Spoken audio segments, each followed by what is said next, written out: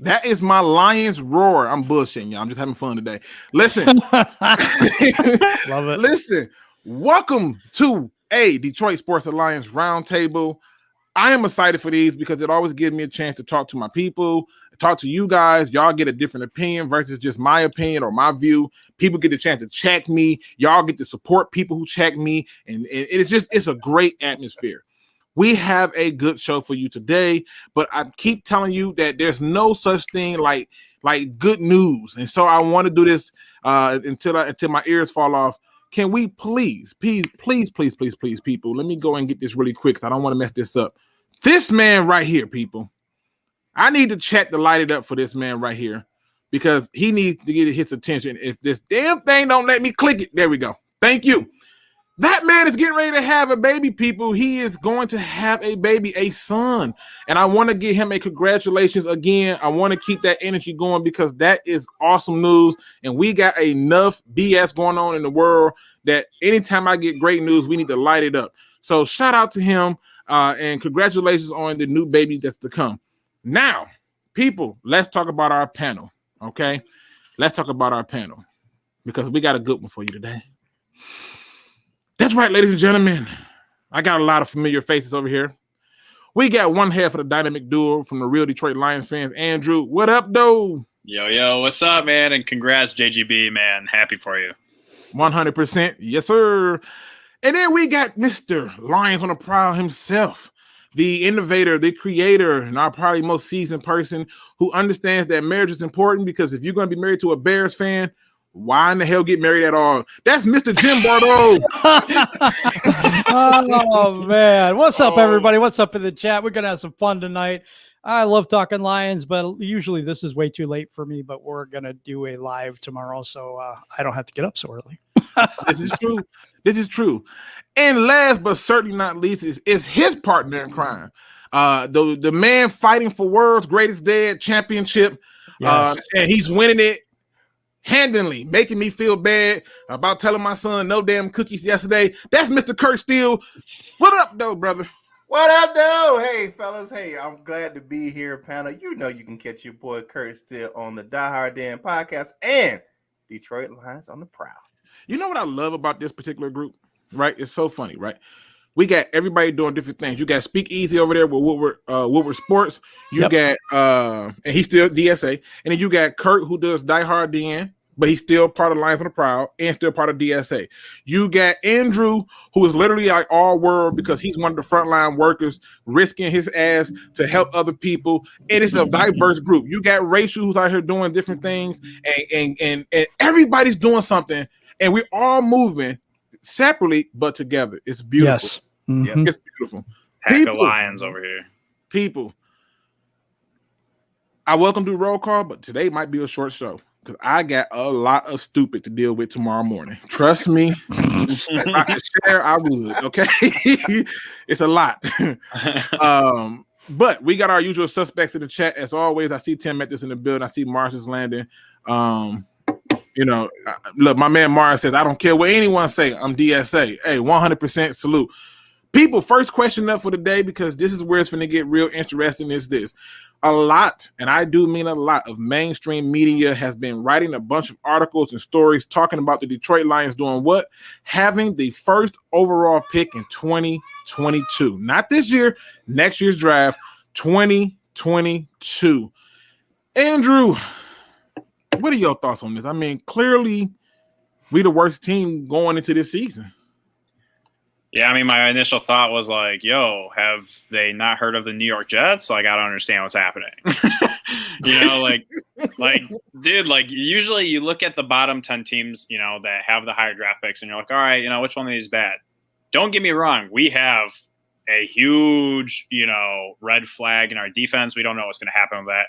But it can't get worse, And then you look at the Jets, and they don't have any talent. I literally cannot name like a single player on the roster right now because they either shipped them out or, whatever. And so I'm just like, there's the Jets. You have teams like the Bengals, the Chargers. Like, don't get me wrong, they have a talented young quarterback, but they don't have a team. And so when people like come out with this stuff, I'm like, it's the offseason because damn well this ain't coming out during the regular season.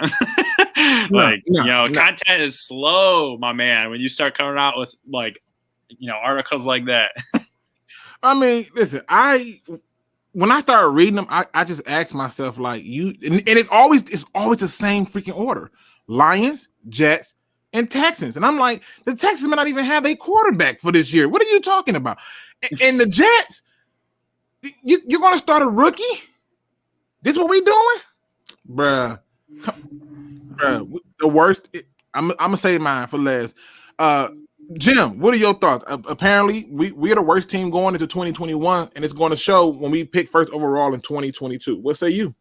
I got us at 5 to 7 wins next year. I think that I don't know. I like our speedy wide receivers. I actually think our defensive line is not terrible. With the addition of Michael Brockers, I think it's going to be a little better.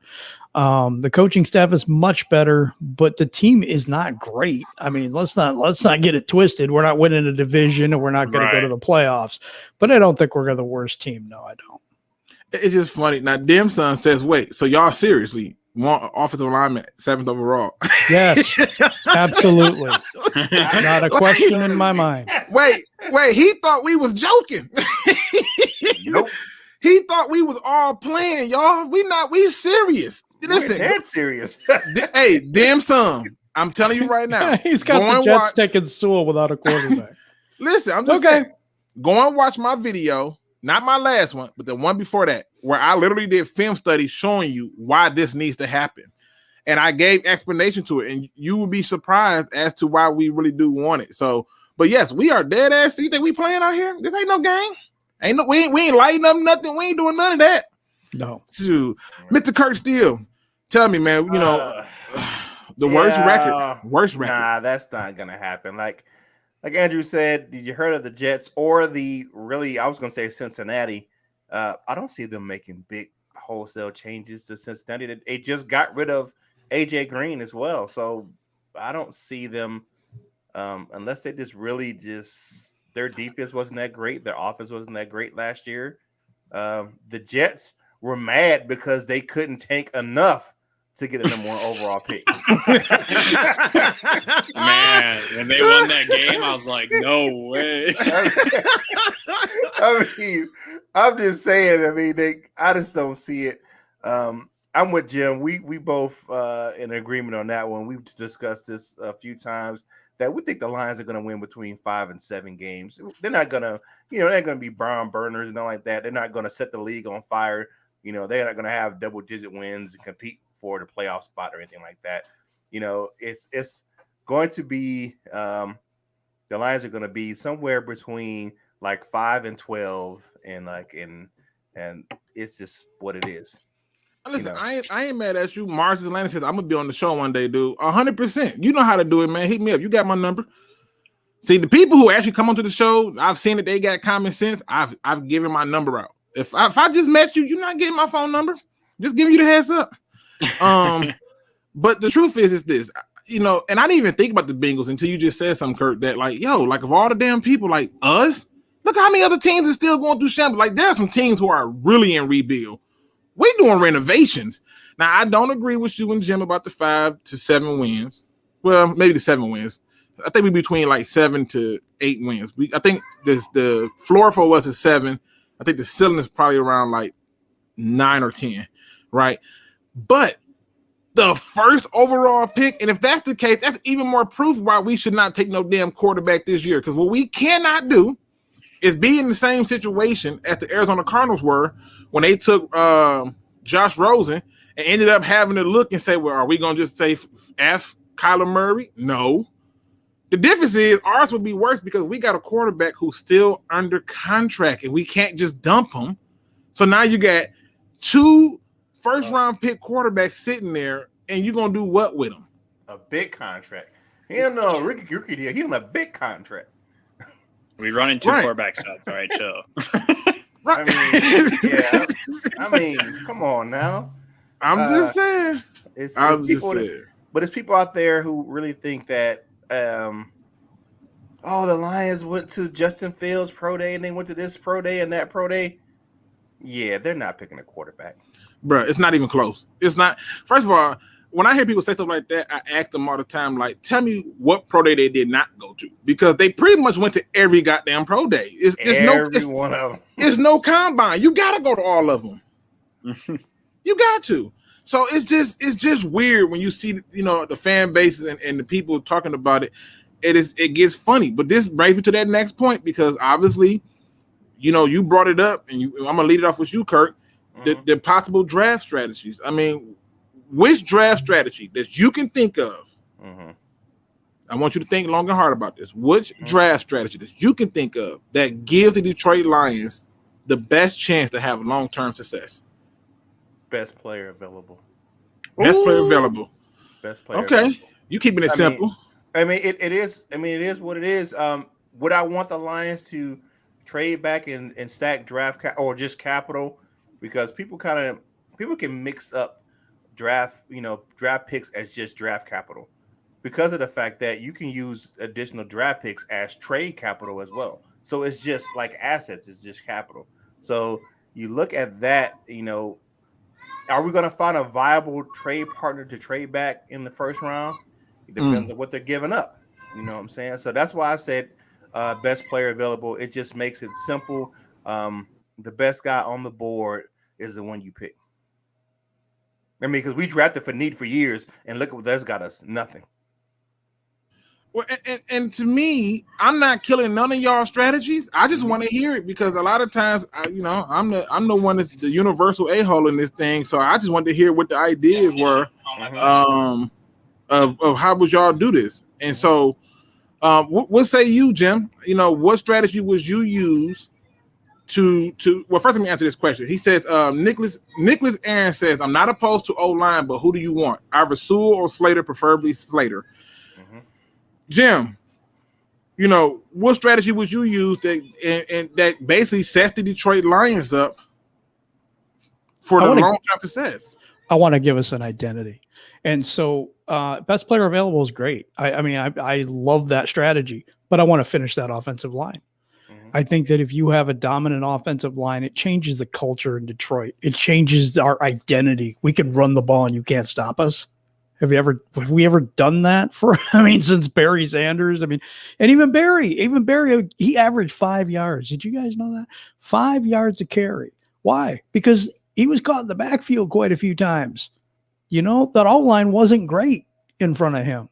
I think it's an identity builder. I think we give Jared Goff more time. I think we establish a running game, and I want smash mouth football back. I know that's old school. I know it's not all the offense and the flash and everything like that, but we've tried that. We've tried it over and over and over again. It hasn't worked. So I'm building the trenches first. I'm building a team first. I'm getting an identity, and then I'll put in my skill players. It's funny because I know Kurt was talking about trade capital. You talking about building the trenches, and then I put a poll up that basically says how many trade partner options do the Lions currently have in 2021's draft? And so the options were 10 to 13, 7 to 10, 3 to 6, or 1 to 3, or none. They just stuck at 7. And so 112 people, and they still 114 because the votes are still coming in, but 50% says 1 to 3 realistic options. 31% says 3 to 6 realistic options. 14% says they just stuck at 7. And 4% said 7 to 10 options are available, and 1% said 10 to 13 options for trade options are available. So in terms of you doing what you're saying, in terms of building that secondary, you're going to be able to get some capital because it's clearly there for you. Andrew, what do you think? Clearly, this is your opportunity. You're the general manager. What strategy are you using that's going to build the Detroit Lions so they can have long-term success? Yeah, I'm taking a similar approach, like in terms of what Jim and Kurt said, right? So I want to take the best player available and not make it to where it's of necessity, right?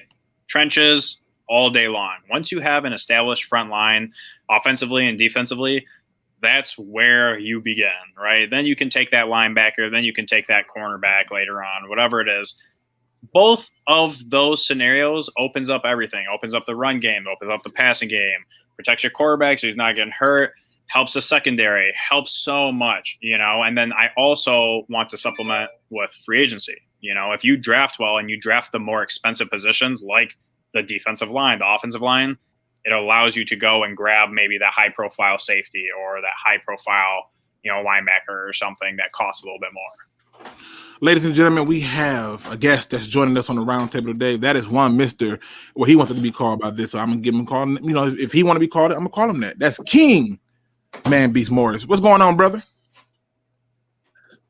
What up, though? What's good with you?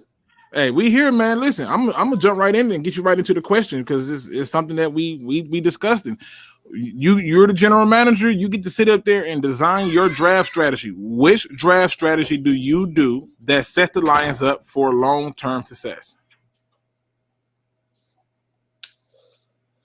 If I'm the GM, first of all, I'm doing whatever it takes. I'm just doing whatever it takes to win. I'm gonna try to get the offensive line together because how long since this offensive line been absolutely trash and horrendous?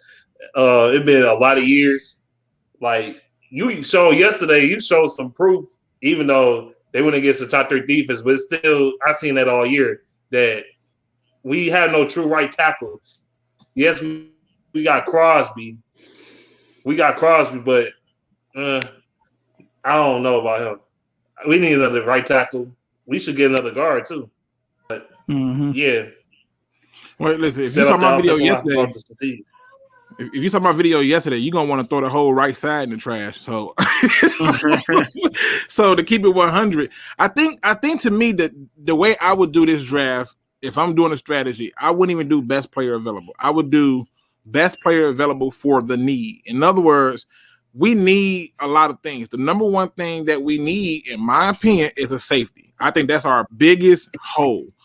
I'm still not buying the whole what's his name? Marlowe, the guy we got? Dean Marlowe, that's his name. I'm not buying him as a suitable person. He's a backup at best. Tracy Walker is he's a good special teams guy. True, but he's not going to be my starting safety, and that's why we need that. But there's no safety I'm willing to take 7th overall. So at that point, I go down the list to other needs, and I say, okay, well, we do need a receiver. But here's the problem. This draft is so deep at receiver. Like, I'm talking about like deep. Like, we talking about like walls blown out deep, if you know what I mean, right? Like, it's deep. And I'm just thinking, why take that at 7 and I can get multiple receivers down the road? So I go to the next person of need, and I said, we need a linebacker. And I'm like, yeah, but I don't see no defensive players that I really like at linebacker that's worthy of the 7th overall pick because we reached like a mud on a cornerback, and now we still waiting to get the benefits from that deal. So it comes down to tackle. And I say, damn, it's a hard position to find in later rounds. It's not really as deep as people think it is. Yeah, I think I'm going to go there. Now, what that do? It pushes everything else down to the other rounds. And now I'm in full defensive mode. 2nd round, I get me a linebacker or a safety. 3rd round, if I got the linebacker in the 2nd, I get a safety in the 3rd, take the 2nd, 3rd round pick. I can go receiver.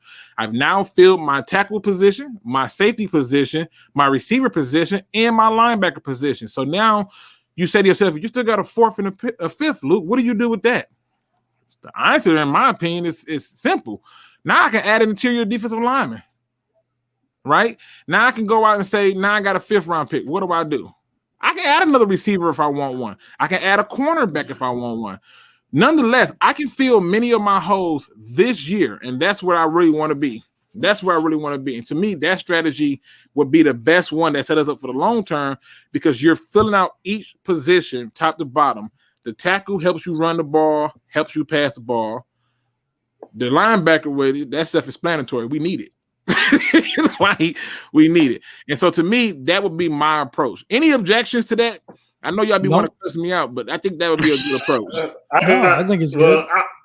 I think it's good, but do you want to just strictly fill for just need or the best player available? If the best player available is, say, like a linebacker, and he's the actual best player on the board, you're not going to take the linebacker over, say, like a defensive tackle. You know you need one, but he's not the best player on the board. Right, but mine's his best player available for the need. In other words, I'm not just going with the best player available, because if I went with just best player available, then I'm probably going to take a receiver. I don't want that. I want the person who feels a need.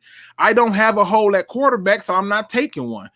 And yes, I understand that the receiving core ain't what everybody wanted to be, but guess what? I remember a team back in 1991 that had a few receivers on it that many people thought wasn't going to be much, and they performed. And I'm just saying that just because we don't know who they are, don't mean that they're not going to perform. So I'm taking them based on best player available for need, because what my goal is to fill as many holes this draft. So next year, if I want a luxury pick, I can. I got 2 firsts. I can. If I want to take them 2 firsts and trade up and get my quarterback, I can. If I want to keep my 2 firsts, take whatever fall to me, I can. Because I got 2 more firsts in the next year's draft. So my options are still there in terms of it. And that's why I said best player available for the need. See what I'm saying? You picking up what I'm putting down, or you still disagree with my psychological analysis? I'm 50-50 with it. I just want the best player at any position. That's how you win championships, man. Like we don't draft strictly for need at the best position all the time. Like, even though you might think the pick is a luxury pick, but it might turn out to be a very good pick. You know, how you think the Rams went to the Super Bowl or had a Super Bowl run or was so good for a few years? They took Todd Gurley, right? They didn't really need him to running back allegedly, yes, right? They did. Yes, they did. They needed that running back bad. Yes, they did. But people wouldn't look at that. People at the time, I remember 2015. I remember people saying that's a luxury pick for the Rams. Why would they get a running back right there? Why would they get Todd Gurley, even though they got other needs? And he was one of the main reasons why they went to the Super Bowl. Well, I ain't gonna say the main reason, but they was good for so many years, I should say. The reason that many people question the Rams about the Todd Gurley signing was because he came off of a major injury, and they thought that risk was too damn high to take a guy with that type of injury. And he's shown that he can work through the injury.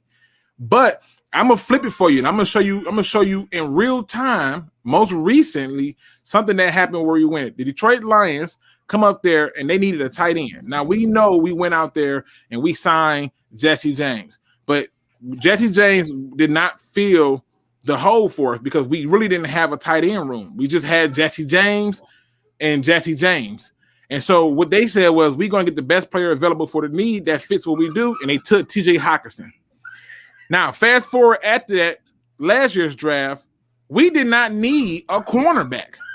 I'll challenge anybody on that. Once you signed Desmond Trufant, you already had Amani Oruwariye, and you paid to have that other man, Coleman, be your slot corner. We didn't need a linebacker. We needed we didn't need a cornerback. We needed a linebacker.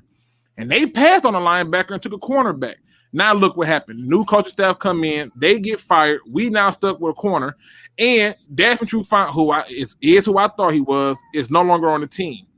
And so at this point, I'm just saying, if you draft best player available for the need, especially when you're trying to just plug in holes, I think it makes sense. Just saying. But I do love when people challenge me. It's entertaining as hell. I love it because it's fun for conversation. I'm challenging you. We definitely needed a corner. Slay left. We really had nobody. We ain't know what Warrior is going to be. Who didn't? He was balling before that. Bro, yeah, but he ain't had enough sample size, bro. Bro, oh man, don't give him the sample size. Come on. He didn't have enough sample size. I mean, Warrior, he was okay this year. I mean, he got cooked a few times, but yeah, he was decent this year. Everybody got cooked in that defense. It was the worst defense in Lions history. Now we're going to kick it up a notch. We're going to kick it up a notch. Andrew. Yes, sir. Give me one. Just one. I don't need 2. Don't need 3. I just need one. What's the one mistake the Lions can make that would set them back for years to come?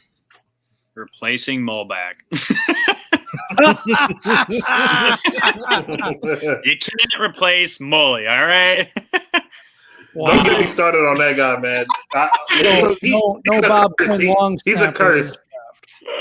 Oh man, no, I mean, whoever I'm says just playing. Mulback is a curse, man. The Lions been losing We'll form more back. I know, but guess what? I know that. I know. Oh, I know. But we got the stench of 0-16 still on the team. So wait a minute. You telling me the one mistake that sets them back was keeping Don? I'm messing with you. Oh, No. I'm like, damn, Don. What you do, Don? So your question was the one mistake that we could make or that we have made? The one mistake that we could make that would set us back.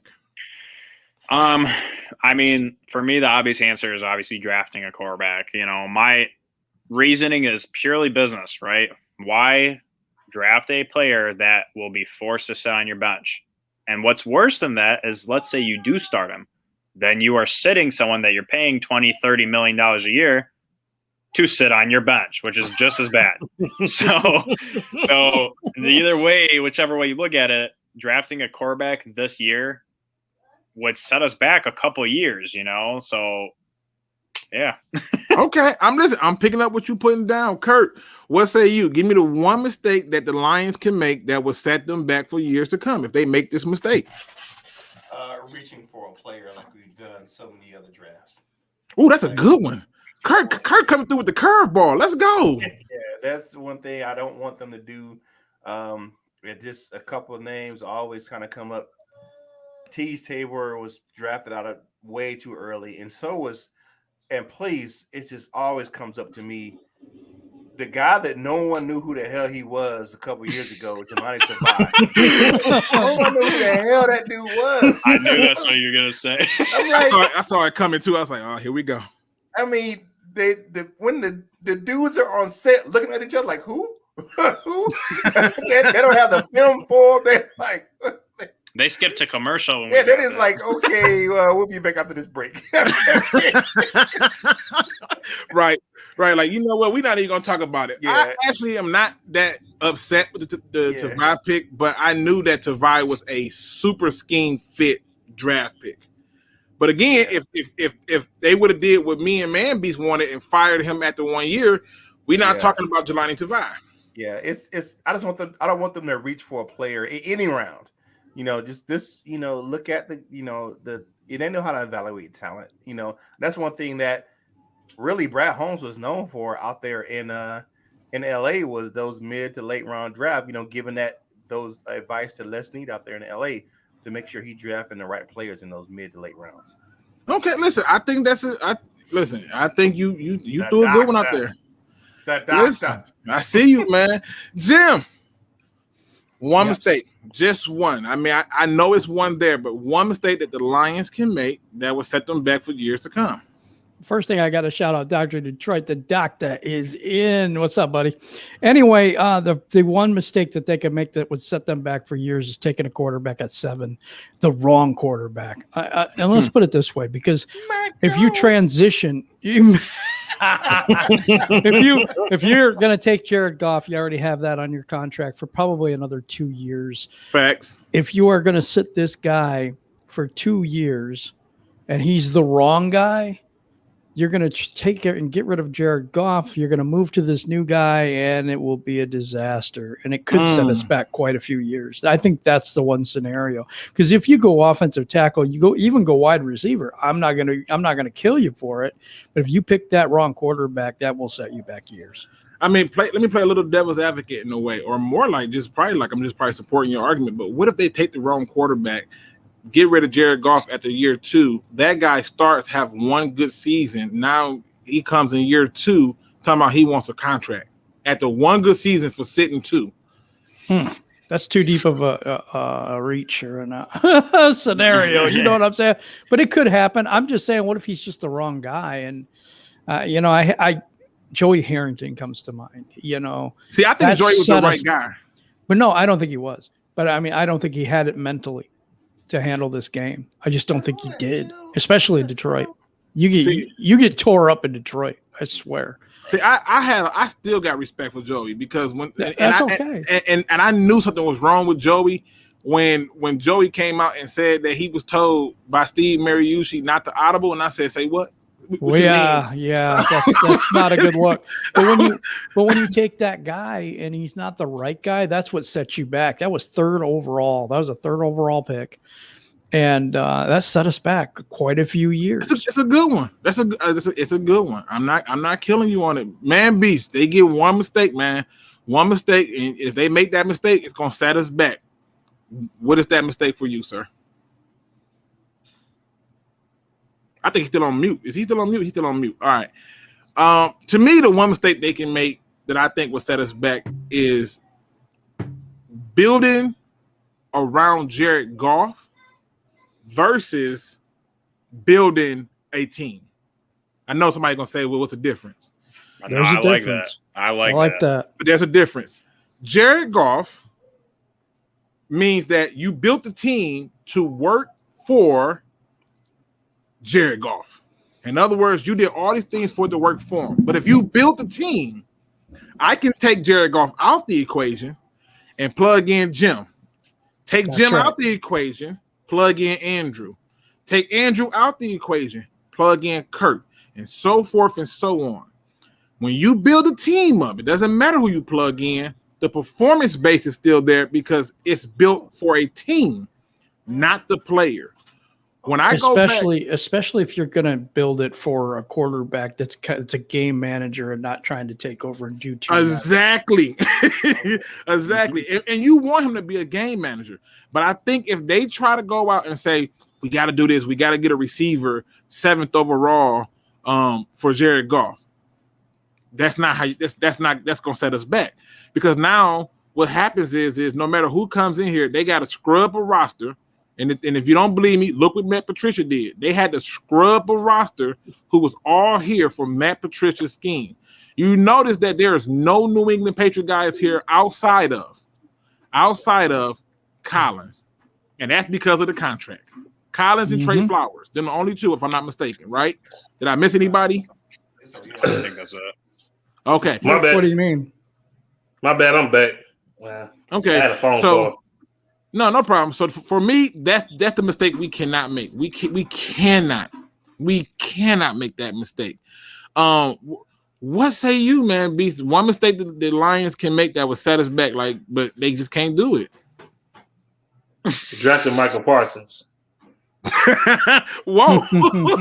Wait a minute! Whoa! Here we go. You got name calling me. Right? Wait a minute. Are you mean Chat's drafting gonna him? go on fire, man. Are you mean drafting him, period? Or you mean like just drafting him at 7? Well, drafting him at 7. That would be a disaster. Disaster. I don't think he's good. I seen tape on him. I seen enough games. I don't like Micah Parsons at all. At all. I don't like him. Trey Lance and Mac Jones is a no-go for me. Absolutely no-go. Why, of all the days to come in, he come in calling out names. Yeah, I don't like Superman. I never like Batman. He too damn sneaky. I don't like. I mean, why you calling names? Damn, you just shut them all down. I'll tell you this much. I'll tell you this much. Because you kind of led us to that question. you kind of led us to that question. I don't know how you did it.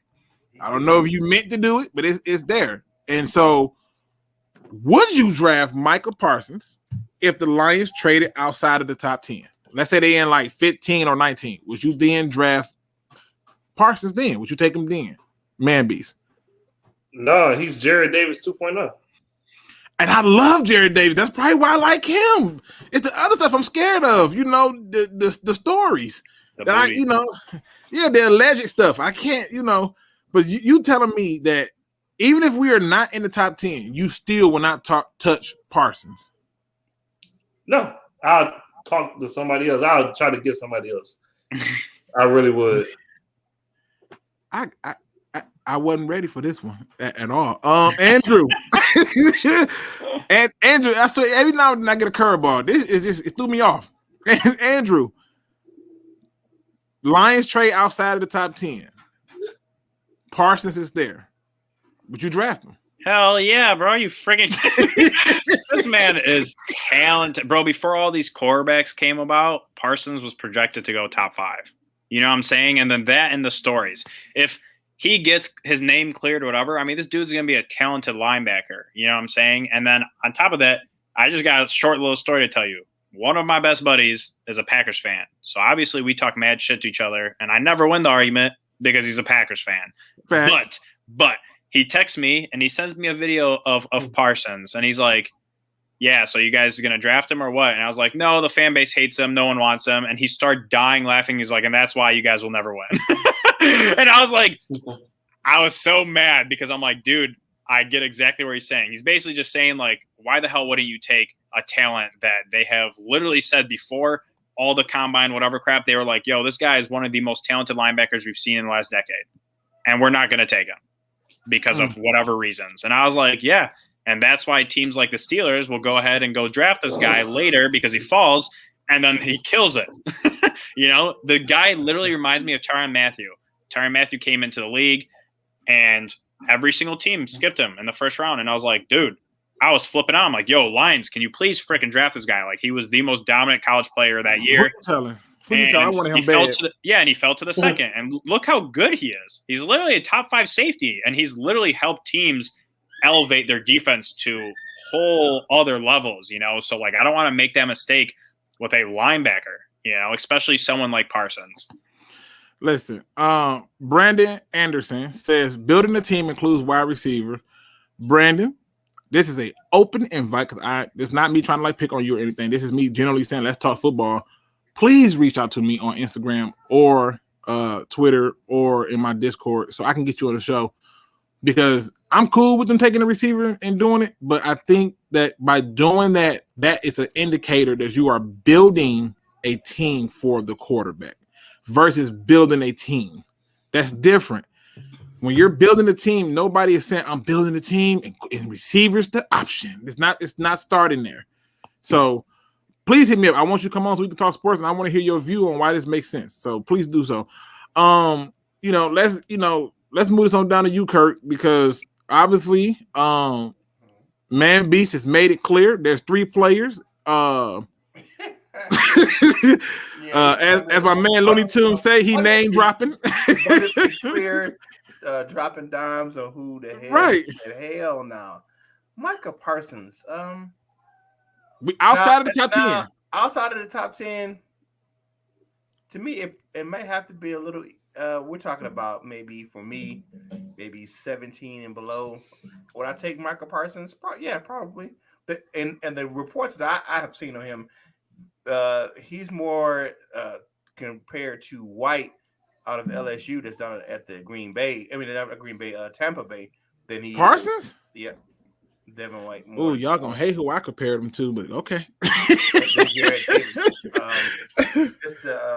the size and athletics of his athletics. Okay, can't talk tonight. But his size and what he can do on the field makes it, to me, I think he's still he's that late first round draft pick guy. Some people, don't like him or just don't like, because of the things off the field. And I could understand that. But he is a very good talent at a linebacker. Okay. All right. Mm-hmm. I'm scared to ask Jim, but I got to. Jim, the Lions trade out of that pick. They not in the top 10 no more. We talking somewhere between, say, 11. I'll even go as high as, say, 25. Parsons there. Would you take him? No. Okay. No, I'm going Tevin Jenkins. If I'm dropping down and I'm going to be down that far, I'm taking Tevin Jenkins the tackle. Okay. So you saying that you're gonna go and you're gonna stick with the plan of building your trenches? Yep. He's a mean guy. Like, he really fits the biting kneecaps thing. Tackle out of offensive tackle out of Oklahoma State, man. Yeah. Look him up. Yeah, you probably already know, but I'm just saying. He's pretty nasty. Well, some people got him projected as a guard because they say that his arms are short. That's the theme this year, short arms. But I still think, I've watched him. I don't think it really affects. We're talking about that with Rashawn Slater and Penei Sewell too. Rashawn Slater is athleticism off the chart, guys. He makes up for that because of his athleticism. He's one of the most athletic tackles I've ever seen. Okay. No, just the way it is. It's funny because I was going to go the route you was going to go, but then Manby's got me thinking, like, don't think. Don't do Parsons. that. You just Just go with it. Just Go with it. Yeah. I do burn up stuff when I think too hard. I love it. I'm gonna be honest. I'm gonna be honest with you. If we are picking, let's say we end up trading with like New England, we're picking 15. 15. That's what I'm looking at too. Right. If we're picking 15. And I'm with you. If Tevin Jenkins there, I obviously want Tevin Jenkins. But if Tevin Jenkins is not there, then you got to be telling me that Jock is not there. And the reason I say that is because I agree there too. Is because if I'm going to get a player, I'm going to get a player that gives me more versatility. I believe that Parsons is better served as a rush outside linebacker because he is aggressive as hell. A lot of the people who love Parsons don't realize that he ain't finna cover anything. And the reason y'all hated Jared Davis is because y'all said he couldn't cover, even though the video I showed say otherwise. Anyway, I don't think I can still take him. Now, if we mess around and trade down to say like a pick with New Orleans where we at 28 and he's still there, at that point it's essentially a second round pick in my eyes, and I would take him at that point. But in the 15 to 19 range, it's still players that I feel real good about picking up. Me too. And that's the part that scares me. And so if that's the case, then yeah, I just can't pull the trigger on it. But I think I went that route because Man Beast just blew my mind with how swift he just called my man out like that, just did him dirty. But it makes sense because he don't like Jared Davis. So I hate to say this, he might be right. I know, right? Like, well, I don't even hate to say it. I think he's right. That's just my opinion. Well, listen. I'm gonna pick this up right here with you, Jim, because you're still in the building with us, and so we're gonna pick it up with you. Anybody. The key word is anybody. Tell me, who should be the Lions' unsung hero thus far this offseason? It's an interesting. Wow, what do you mean? What do you mean by that? We haven't even put it down. I left it open. I left it open for interpretation. Okay. I said anybody. All right. Because I'm gonna tell you where the question came from. I got sent the message that basically said, "Who am I giving the credit to?" Yeah, like the unsung hero, but it's like, who am I giving credit to? Is this a John Dorsey production? Is this a Brad Holmes production? That was my thought was John Dorsey. But you got to go with, but that's low key guy. You know what I'm saying? If you look at it, if you look at it though, the main people are who? Brad Holmes, Dan Campbell. You're talking about somebody unsung hero because that's somebody that nobody's talking about. Wow, that is a loaded thing. Unsung hero. I got you, Mike Disner. Damn it, we on the same page today because that to me has got to be number one. Yep, it has to be him. These contracts are not normal, and the way he's moving money around is almost like he's stealing. Yeah, it really is. He's really, really good with contracts. He got bumped up, promoted, and kind of under the radar for most people on our show. We kind of highlight him a little bit, but there's no world. Yeah. I'm with you. What say you, Andrew? Who's that unsung hero for you? It could be a player, anybody. Who's the unsung hero for you? Yeah, I gotta go with Sheila. I mean, for me, nice. The problem. I mean, I don't have a problem with it, but the thing is that who brought all these people in? You know what I'm saying? Like Sheila started all that. She didn't just. But is she unsung? That's my point. I mean, hell yes. About her. Yes. People are already, they were shooting her down the minute they was like, yeah, so Martha stepped down and gave the team to her daughter. Oh, not this bush. Not today. Oh, that's true. That is they was killing her. And then when she said, yes, we're going to retain Matt Patricia for that next year, set the world on fire. Yep. Same old Lions owner. Y'all trucks suck. That's what they did. Y'all trucks. Look, my thing that I wanted to see is like, I want to see that you're learning from the past, you're learning from your mistakes. She gave Patricia 1 year. I wanted to give Patricia 1 year. She realized it was wrong. She made the adjustments, the corrections. She's doing exactly and she's doing exactly what you want to see. You know what I'm saying? So what'd she do? She brought in past players. She brought in the most qualified professionals in the front office, the most qualified professionals in coaching. She utilized people's connections to build a very, very talented front office and coaching room, So like for me, that is the best thing you could have possibly done this offseason. Not go sign, star players, this, that, and whatever, and build a team. You built literally the foundation of a franchise, and that is your front office and coaching. So shit, kudos to her, honestly. And I'm not even mad. Like, I don't think there's no real wrong answer in this. But yeah, people they were attacking Sheila. I'm like, listen, she's already did everything different. Y'all just hate the hater for no reason. Like, they just love a wide receiver, and they not alone. So does the Bengals. It's probably why they don't win nothing either. But that's another story. Kurt, give it to me, sir. Your unsung hero for this offseason thus far. The Detroit Lions players that opted out of the in-person workouts because of the COVID-19 protocols weren't in place. Whoa, he went to left field. I mean, yeah, Kurt with these damn curveballs today. I'm finna start. The reason being is that the NFL tried to rush the players back into in-person stuff. They try to rush it back. And we talked about this earlier. They're trying to rush the stands to be filled. And those Lions players and those other players on the other team stood up and said, nah, we're not going to do that. It's just not safe right now. And look at the state of Michigan. And, the state of Michigan is in disarray with the amount of COVID-19 positive, the positive rate in Michigan, the infections is high. So, because I want to put it in this realm. Those players aren't just protecting themselves; they're protecting them families. There's no NFL bubble; they got to go home to their families, right? That's true. So that's a good point. You're getting your kids sick, you're getting your wife sick.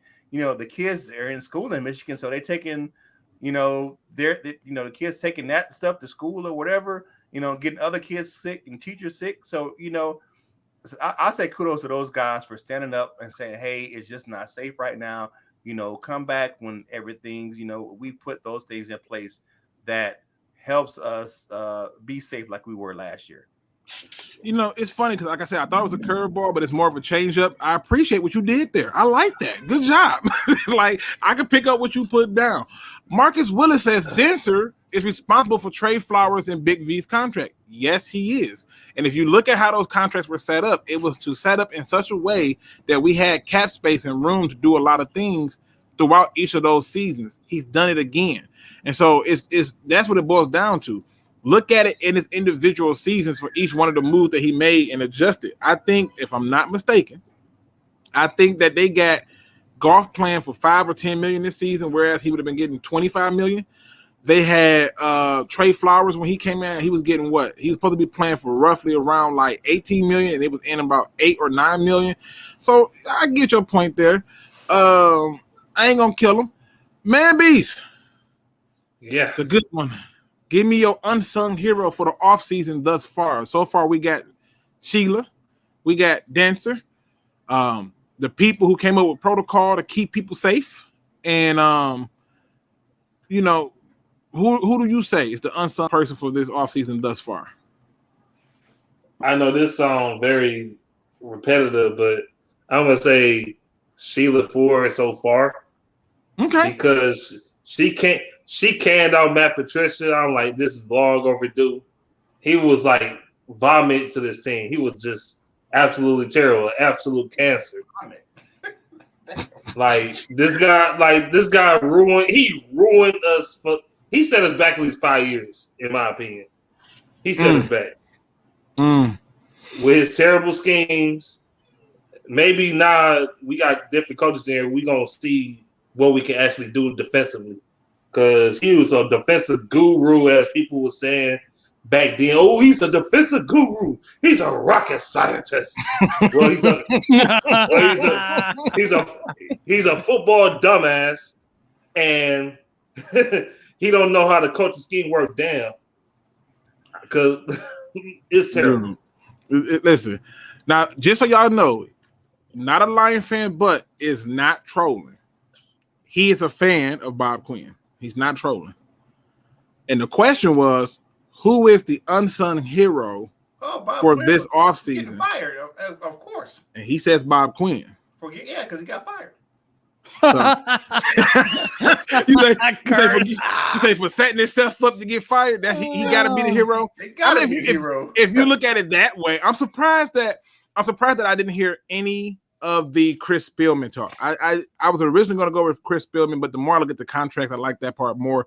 Chris Spielman, though, the football guy who was assisting Sheila and Rod Wood and helping making football decisions, along with Barry, but it's mostly Chris. He needs some praise in there as well. The fact that he was able to go in and tap into some pipelines and get John Dorsey to agree to come here, that was him. I'm pretty sure of it. And then the Brad Holmes and the already change of culture, because it takes three seasons, y'all. I don't know if y'all heard of this, but it takes 3 seasons to change culture. Says every Lion fan who wanted him fired in the 3rd season. That's not my business. None of my business. But I'm surprised I didn't hear more Chris Spielman, because I do think he's doing some things behind the scene. I'm finna get into it. I know this will open a can of worms. I'm ready for it. And I'm gonna start this off with you, Man Beast, because I know this will open a can of worms. How much time are you giving Jared Goff to prove that he's the quarterback? That's a hard question. That's a real hard question. Because I don't want to give up on too much. I don't want to give up on I'll give up on that. He had an okay season, because he's still young. Like, the guy just turned 26. So I'm gonna give him his proper 2 years, man. See what he got. See what he got. Listen, I ain't gonna lie, man. Because when I had this question and I saw, I was like, he gonna join the show. I was like, damn it, this is not gonna go the way I think it is. But you surprised me. People in the chat are responding 2 years. 2 years. Let me see. 2 years. I think 2 years look like the consensus. Let me see. Andrew, how much time are you giving Jared Goff to prove that he's the quarterback? Yeah, I mean, you got to go 2 years for many reasons, right? Okay. After those first 2 years, you would still have 2 first-round picks in that draft following. His contract situation also would, really limit the dead money if we were to cut him or trade him or whatever. So just from a logistic standpoint, that would be the best case scenario, where if we needed to replace him, you have the draft capital move up if need be. And then just the financial aspect. You don't want to keep eating all that dead cap. Okay. Jim, how long are you giving Jared Goff to prove that he's the answer? 2 years. It's the same old. I mean, we've got 2 years the first year. Unfortunately, that's he's going to have to do it with these receivers. I'm sorry. This is the NFL. And if he's that good, he's been in the Super Bowl. He's so much better than Stafford, because he's been in a Super Bowl and he's been to 1 playoff games, which Stafford hasn't. So if he's that good, then we should be able to succeed in 2 years with what we have. Okay. Since it's not the team around him, it's the quarterback. It's the quarterback. Right. That's what they think. These very widespread of views. Yes. Yes. This is getting interesting. Kurt. 2 years. Oh my God. Okay. You have to give him the chance to play. Give him his 2 years, and like Andrew said, the contract is, really dictates the 2 years. I mean, just be honest with you, you have 2 years. Now, I'm not a Lions fan, but say he gives the owner, general manager, 2 years. That's not realistic. I mean, 2 years. If I own something and somebody be like, him and the head coach is 2 years, that's too short. No, but I'm just saying, but like if I'm the owner or something, like, could you imagine somebody telling Jeff Bezos, I'm gonna give you 2 years, and he gonna laugh at them? Like, I'm the owner.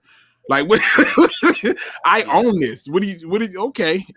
Trust me, somebody's gonna buy the product. I mean, look at it, because you have to see, I will say this, looking at and this is the director who says, 2 years, you have to look at what the starting point is. These guys, the previous regime stripped this team down to the studs, to the bare bones. And you have to build it from nothing. So just to give them 2 years, you know what I'm saying? That's too short of a time. That's what it was. Okay.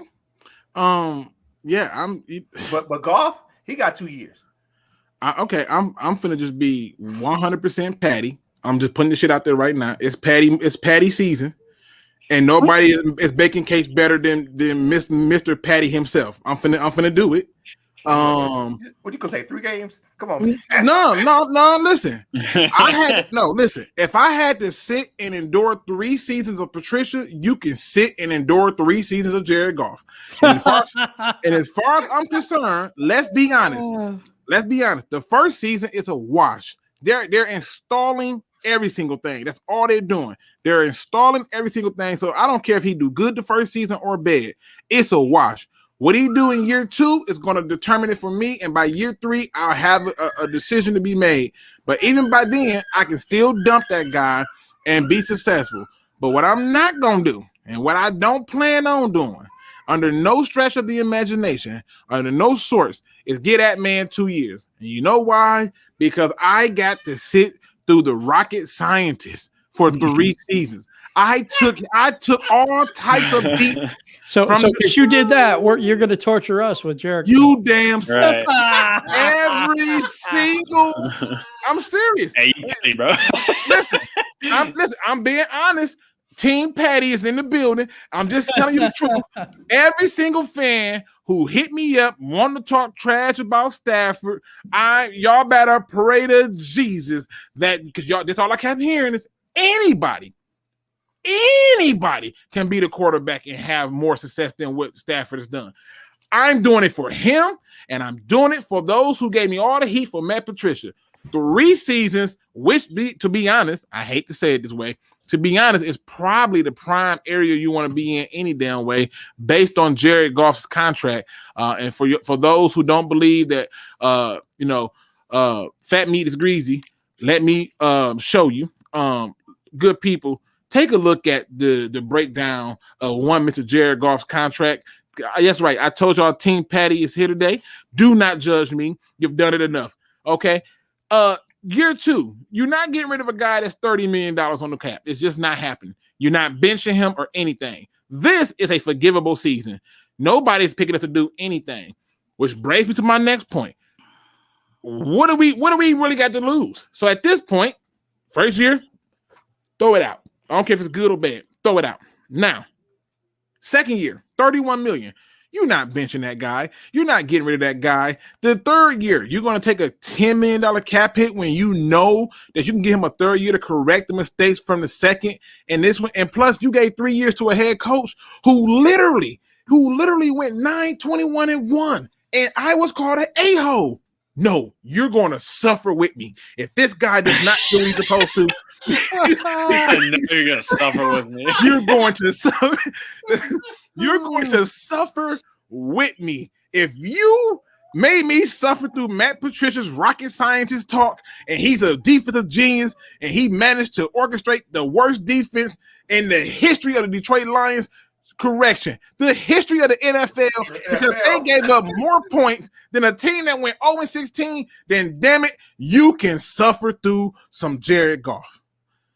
Now, I feel better. I got my patty out.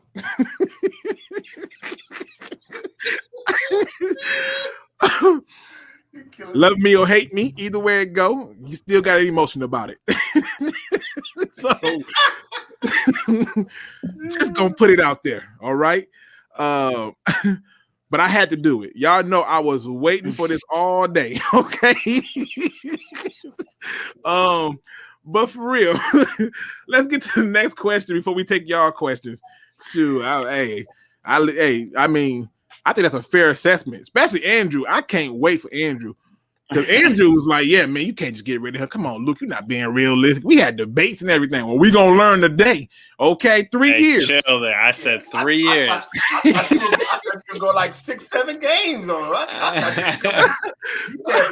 thinking you put it the other way. I'm just trying to listen. I'm just trying my best to get the whole thing going. Y'all, listen, I told you, judge me or not. It is what it is. Yes, I'm being patty. I'm sorry. I'm sorry. I had to do it. But this the last question before we take y'all questions. And it's a very simple question because there's obviously a lot of conversations about what to do in the draft at 7. Do you go receiver? Do you go quarterback? I'll give you some reasons why you probably shouldn't go quarterback, and probably why Trigger Trey should probably keep his trigger in the holster. But this question is simple. Should the Lions give Terrell Crosby a shot to be the full-time right tackle? We start off with you, Andrew. What do you think?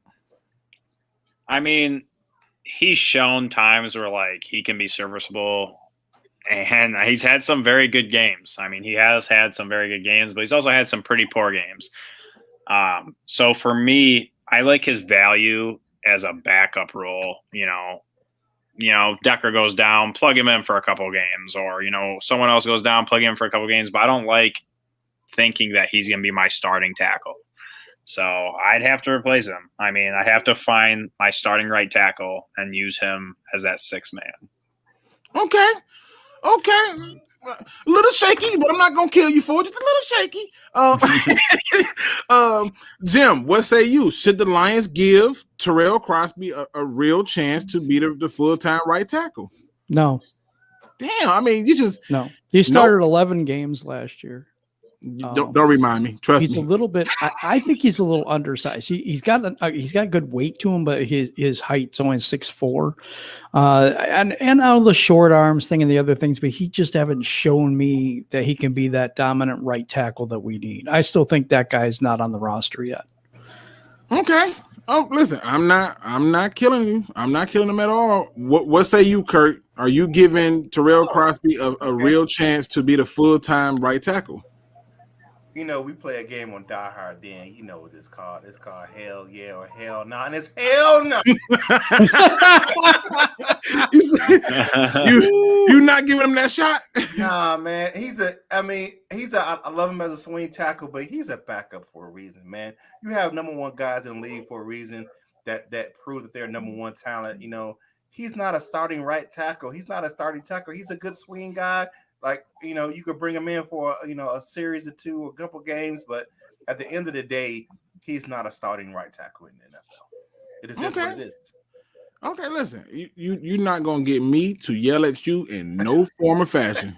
All right? I'm just going to, I'm going to keep it respectable now. All right? You're not going to get me to do that. What say you, man, Beast? Given our conversations earlier, some of the things you're looking at now, outside looking in, would you give Terrell Crosby a shot to be the full-time right tackle? No. I just love how y'all all come in with a straight no. There's no emotion in it. It's just no. Hell no. I'm gonna say no because like he had a lot of opportunities and he haven't shown anything. He's like the new Joe Dahl. He's like the new Andre Fuellen. The guy that they keep giving chances and chances, but he can't really get over the top. He can't really, do anything for you when all said and done. Because to me, he's weak as hell against the run. So, I want to take him, especially at right tackle.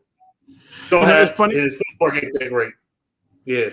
It's funny because the reason I brought this up is because a lot of people, even right now, if you look into the chat, they're going back and forth arguing about taking the tackle high or later, even though history say taking the tackle high is where you generally get your better chances of doing it than later versus the receiver position.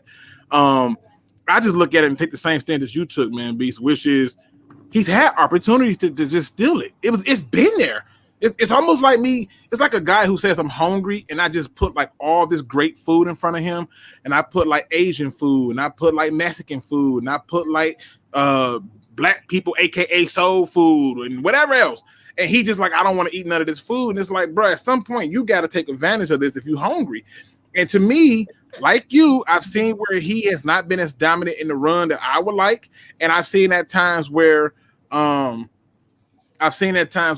he's had opportunities to really take it, and then he's losing out to people like Obushi or that guy that went from D tackle to tackle, Matt Nelson. And I'm just like, yo, at some point, we you're gonna have to prove yourself, or you're gonna have to, find somewhere else to go. And I think as a backup, that's his place. Backup for a reason. You know. Yeah. Now Steve-O says, okay, I thought I heard that he might not be on the roster. That's very possible. He is one of the people that I pegged as a possible cut candidate because you do get a lot of money for releasing him, right? So he was one of the people I put on there. But I just don't see it. At this point, ladies and gentlemen, we have a short window because we're not going to be on here long. I do apologize. I got a lot of stupid to deal with in the morning. You just don't know. God, it's a lot of stupid to deal with. But this is your opportunity for you to ask us, any one of us, any questions that you have. And I'm sure it's going to be some interesting ones. I'm going to start off with the one that Buffed Up put in there. Is Taylor Decker a starting right tackle? Taylor Decker can be a starting right tackle or a starting left tackle. I think he did pretty good as a left tackle. I know most Lion fans don't want to believe it because he's a Lion, but that had been Taylor Decker on, say, like Baltimore, he would be like a god to us. Like, oh, it's Taylor Decker. Yeah, you know, you're right about that. Yeah, he had a good season last year. He earned his Right. money last year.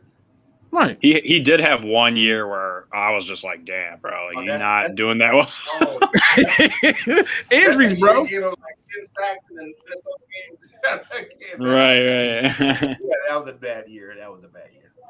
Yeah, I mean, like I said, it's one of the things you look at and you start to realize, like, yo, it's a reason why they paid him, and it's a reason why I was happy about it. Because I was like, look, I watched tape. Like, I really do. Like, I probably got way too much time,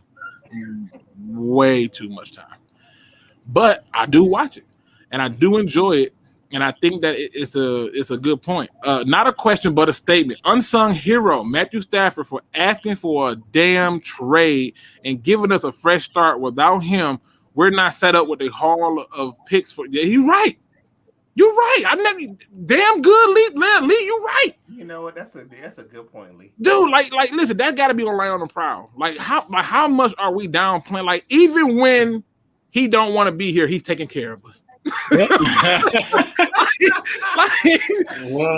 Right, like, bro, this is some deep. Damn, this is like some Inception type stuff right here. Like, yeah, that's a deep point right there. That's a good point. We don't even have that capital to even look forward to next year. If things might have been pressed this year, we could be one of them quarterback needy teams where we don't. Yeah, boy, man, go on, Lee.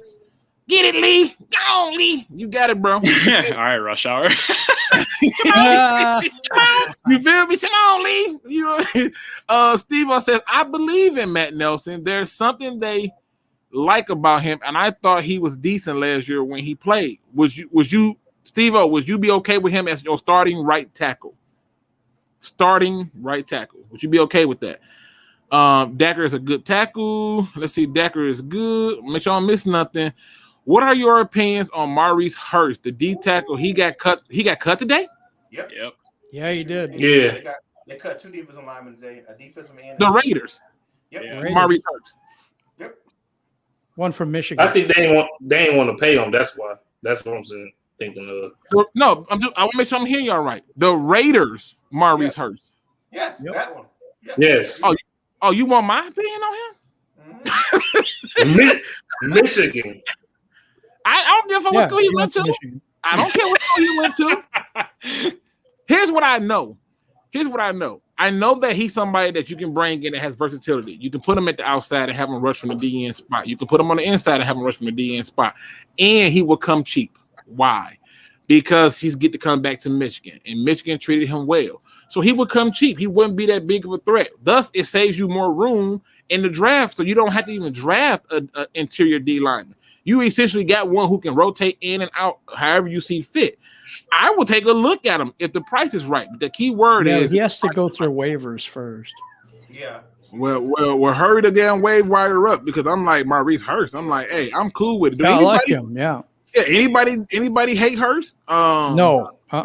Andrew, you hate Hurst? Dude. I saw that tweet and I was like, oh shit.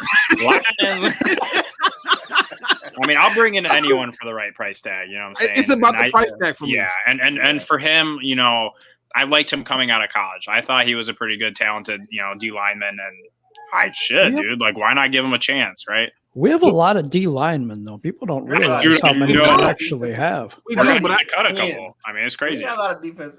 Who are you cutting? Well, I mean, you can't keep them all. That's my thing. You know, cutting Brockers. You're cutting a whole bunch of Trey Flowers. You're cutting Well, I think Kevin Strong. I think we're going to cut him anyway, so I already have him as a cut. I wouldn't be surprised if we ended up getting rid of like Austin Bryant, who I guess you could technically say is not. Is he still on the team? I'm just kidding. Right. He was on the team when he was on the team. I mean, we still have Deshaun Hand as far as I know. Right. My man played 2 snaps a year and get injured every 2 snaps. So don't do him like that. Don't do him like that, bro. Why you do him like that? He's 2 snaps and get. I'll say 2 snaps a year. At least 1 snap. When he played, you're right. 2 snaps and a snap. Yeah. 2 snaps and a snap. This question comes from Dan Some. He says, "Who is one player that y'all don't want to see at 7? Because based on our history, that's who we gonna take." Don't do me like this, but I'm gonna do it anyway. It's a question. Evil on me. Don't put that evil on me, Dim. Right, don't put that evil on me. Okay. Let's talk about it. We're gonna get into it. We'll start off with you, man. Beast. One player you just don't want to. Well, all right. Why am I asking you? I know who the hell you're gonna say. You already know. You already know. I know you're gonna say Parsons. You don't. It's Parsons. Actually, no. I was gonna say Pitts. Oh, really? That's interesting to me. Okay. Okay. So Pitts is a no-go for you. Andrew, one person. You just don't want to see him at 7. Dude. It's so hard because I want to say Devontae Smith, but at the same time, any quarterback. I know it's not one, but I just don't want to see Fields there. I don't want to see Trey Lance there. I don't want to see Mac Jones there. Just in the off chance that for some reason they do fucking take a quarterback and I will lose my shit. Like, no, no quarterbacks. Okay, I'm picking up what you're putting down. I will allow it. Okay, Jim, one person or position that you like. No, not at 7. Kicker. No, I'm kidding. I'm just kidding. I'm kidding. Man, we lost Matt Prater, right? Chill. We need to find. Right. I mean, we're like the Raiders. There's got to be a Sebastian Janikowski out there somewhere. No. My pick is Micah Parsons. I think that would be a mistake at 7. Okay. All right. I'm picking up what you're putting down. Kurt, we got Parsons. We got Pitts, which I know that one was a lot of people probably in the chat like, yeah. A little bit weird there, but I like it. Long snapper. I would have to say, I'm going to have to go with I'm like that Mac Jones or Justin Fields. Just no quarterback. Yeah, just those 2 in particularly. I just it's something to me, and I know you guys know how I feel about this. I'm not a proponent of Alabama quarterbacks or Ohio State quarterbacks. Okay. I'm right there with you. I just don't. I don't know what it is. Probably because of they don't have any long-term success in the NFL. I mean, you mean you're not a part of the Tua train that everybody wanted last year at 3rd overall? No. Okay. I don't even think they want him anymore. Dwayne Haskins, though, man. Dwayne Haskins. Yeah, Dwayne Haskins. I mean, just look at the long term. I mean, you have to go back to like Joe Montana. What's the other guy? Ken Stabler to get like really Alabama quarterbacks that had long term success in the NFL. Other than that, you know what I'm saying? You don't have that in either program. Tell me the last time an Ohio State quarterback won the Super Bowl or a playoff game. They got just as many playoff losses we have. Hold on, wait. I'm gonna give you the answer. Hold on. It was that 1 year. It was snowy outside. As any year. Oh, wait. The helmets were brown and there was no face mask on them. It had to be the leather. Oh, okay. I might be tripping. Okay, that's a good point. Something like that. I just now, and that's the stereotype for most people, but I just don't see it. I mean, and as talented as Justin Fields is in college, it's for some reason those Ohio State quarterbacks, it just doesn't translate to the NFL. Okay. For me, it's just receiver. The evidence is supported that there's just no reason to take a receiver high. They have to be so transcending, so strangely, freakishly weird. Like Calvin Johnson and Julio, they were freakishly weird. Fast, big, tall, muscular. Transcendent.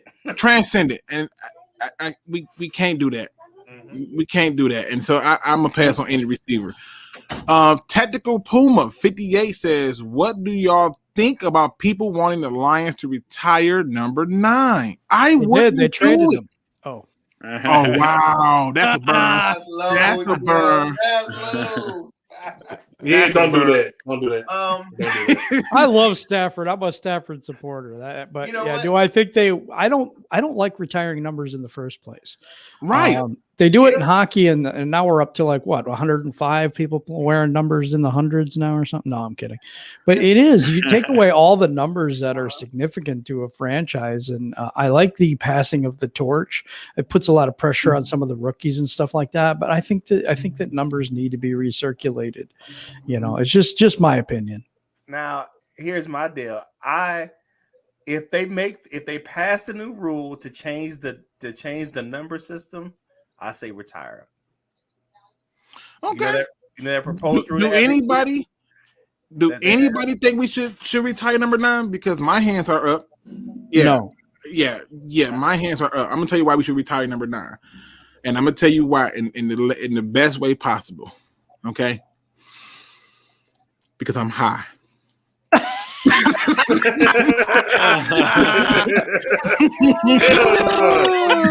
That is not what I expected. I just want to put it out there. Clearly, that's funny. The guy clearly he owes every passing record for the Detroit. He does. I mean, you want to put him in a ring of honor? Cool. Right? You want to do that thing? Ring of honor? Cool. This retiring number stuff, please stop. Please. Yeah, I agree. 100%. Okay, here's a question. Do they retire 81? Yeah. No. What? I'm not retiring no number, bro. The thing is there's Hall of Famers that all the time, they're like, you know what? I will give you the privilege. It's not the number's not retired, but they're like, I will give you the privilege of wearing my number. Like the Cowboys do with 88. Exactly. Like we did with 88. Yeah, but they unretired 88 just to basically say he wasn't worth the number and shipped him out quickly and swiftly. So what's the point? We gave what we gave Hawkinson. No, I'm talking about. That's what I was talking about though. We gave Hawkinson Charlie Sanders' number. Right, but yeah. I'm talking about. I heard somebody say something about Daz Bryant and the Cowboys taking out. Yeah. I was talking about I was talking about Drew Pearson. That's what I was really. Okay. I was going back. Drew Pearson, Michael Irving, those guys. Dez Bryant, yeah, he can pass that number on. I get that, but I don't know if I can accept. So it'd take me that number would take me a while to get used to somebody wearing 81. It's like somebody's wearing number 20 for the Lions. I can never see anyone wearing 20 for the Lions. Well, that's the thing, though. That's the thing, though, is like there's players that will just have respect for those that came before them and be like, nah, like I'm not gonna wear that. You know what I'm saying? I think Calvin Johnson garners that respect. Did Matthew Stafford? No, but Calvin Johnson, yes. But maybe there's someone that wants to take that challenge, and I think we should let them. I think that the Hall of Fame. I'm just going to say this. I think the Hall of Fame is a little diluted now. Fact. I think that we've kind of lowered the standard in the Hall of Fame a little bit. And I'm not trying to be rude to anybody who's in it, but I see players like Herman Moore that didn't make the Hall of Fame, and you got other players that did. And I don't know. For me, retiring numbers is something I think that it should be phased out. There needs to be other ways of recognizing these people. Agreed. And if someone wanted to go ahead and wear 81 and they wanted to take that mantle, take that chance, and Calvin Johnson would endorse that, that would be a beautiful ceremony. And that would be something that we could, look at. They didn't retire Barry's number.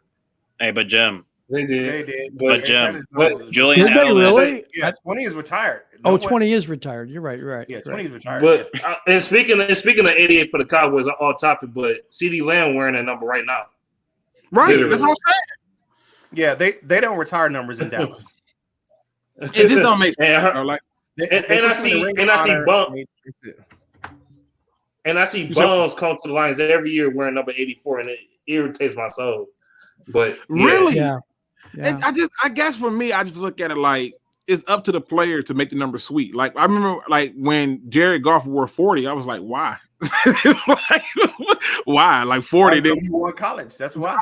I get it, but like Jalen Reed made him 44. Why? Like I love double digits, but brother, why? Like, it's up to them to make the number sweet. James Holyfield says, do you guys think Jovan Holland from Oregon, which I believe is number 8, falls to the second round? And if so, do you grab him? Yes, he falls to the second round. And I agree. I don't think we'll be able to grab him. I think he'll get taken a little bit earlier. We picked 41. The picks start at 33. Do the math. I don't think we get there. We got to trade up if we want a guy like that. In my opinion. Could be wrong. I've seen worse. One prior 40 Luke, you believe what Campbell was saying with the no turds in the locker room? He said no to Campbell. I do believe what he says about the no turds in the locker room because it's about getting people who are willing to put the team above themselves. And a lot of times you get these players who come in here trying to make a name for themselves, and it's not working. Luke, we lost Frank Herron on a couple of days ago. Frank Herron. Why does that name ring a bell to me? Frank Herron. I'm not sure. Well, I hate to hear about any type of loss, but this is why we got to make sure we giving out them flowers while we still can. Who's the best D lineman on the Lions right now? Oh, y'all ain't gonna like my answer, but it's gonna be swift and fast, and I'm gonna be honest as hell about it. It's John Penasini. He's the best D lineman we have on this line. I think it's Michael Brockers. Okay, I don't disagree with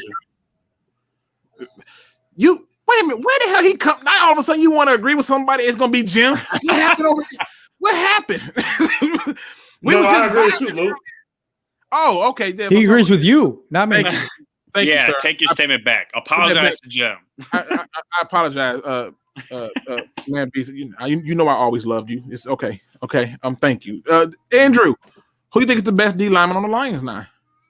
I mean, when healthy, I gotta go with Flowers. Flowers is a very good defensive player, and when healthy, when healthy, obviously. But that is the Lions tagline. I know, and like, I mean, Penasini, like, I don't know. I mean, we got to see what happens with him. He has a lot of potential, but Flowers is the most dominant in a sense when, quote unquote, when he's healthy.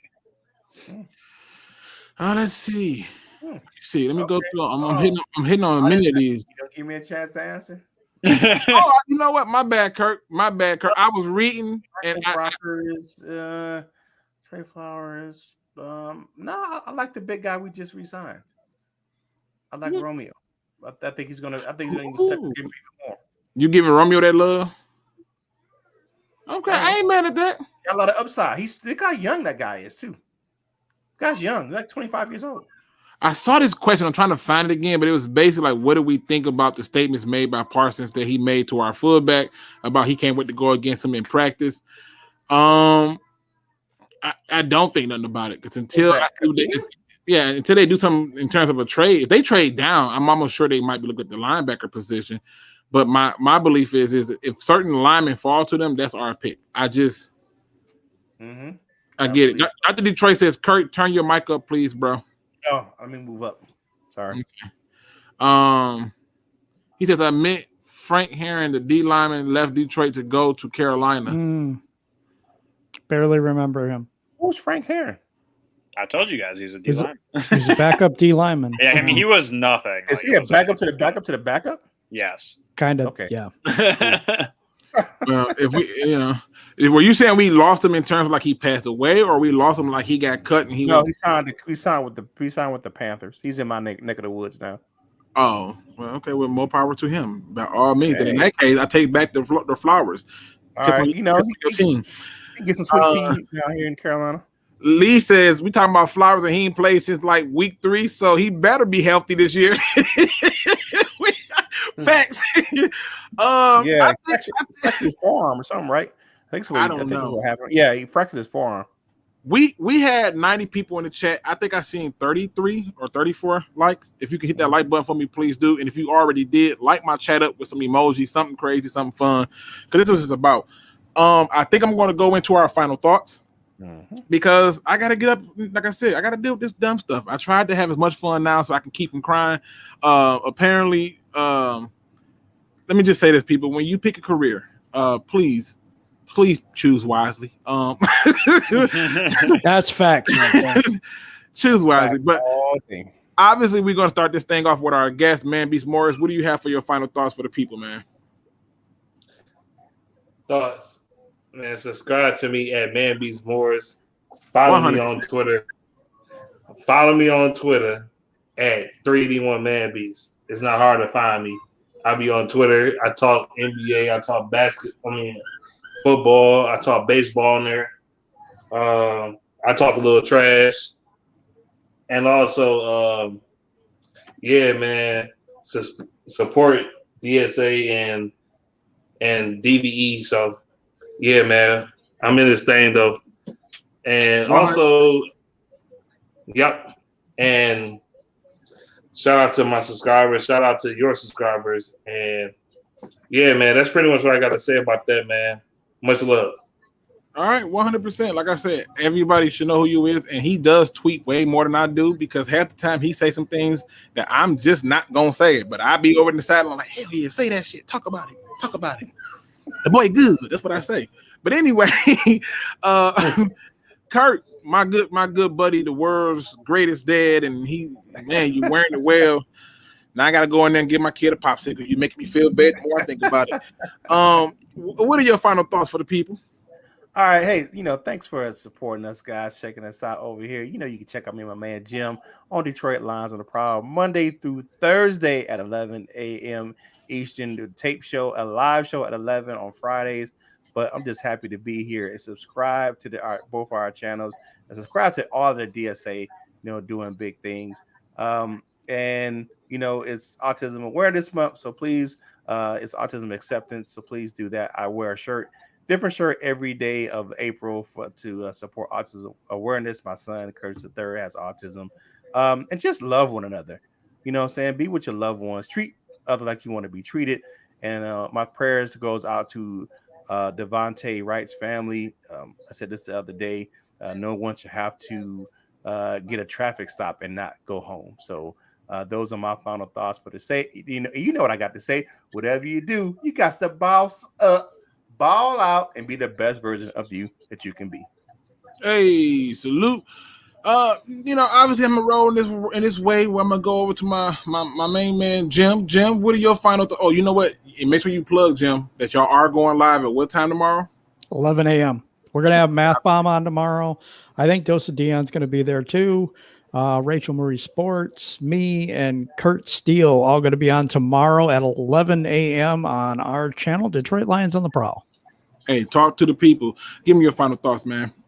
All right. I just wanted to say thank you for having me on tonight. I love being on these. It's just I get up so early in the morning usually.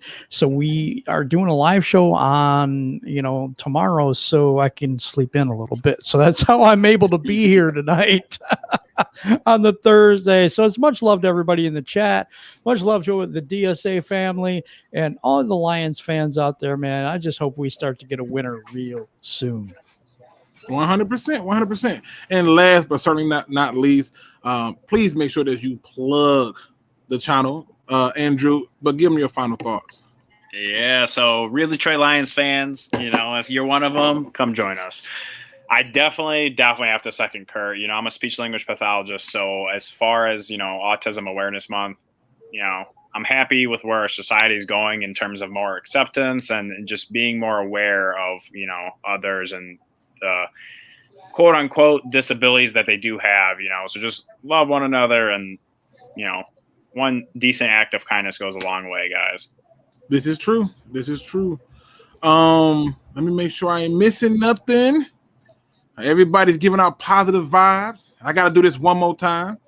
If you weren't paying attention the first time, Lions on the Prowl will be live tomorrow morning at 11 p.m. Eastern Standard. If you don't know how to switch time zones, I am here for you. 11 a.m. 11 a.m. I said p.m. Yeah, that's too late for me. 11 a.m. Right. Right. But we old, man. I know, we old. I'm behind y'all. Don't be behind. Look. But 11 a.m. They're going live. It's going to be an awesome show. It's been awesome every freaking day. They've been lighting it up. Also, he hit 2,000 subscribers, passing me. Salute to you, sir. Congratulations. Don't be apologizing for being great. What the hell wrong? No. I celebrate people. I don't believe in that, bro. I believe in celebrating people and everything that they do. So it's not like that. But Make sure you support them. Everybody's channels is linked in the description and are featured on my channel, so there's no reason for you not to be able to find it. My positive quote today comes from one of my favorite actors.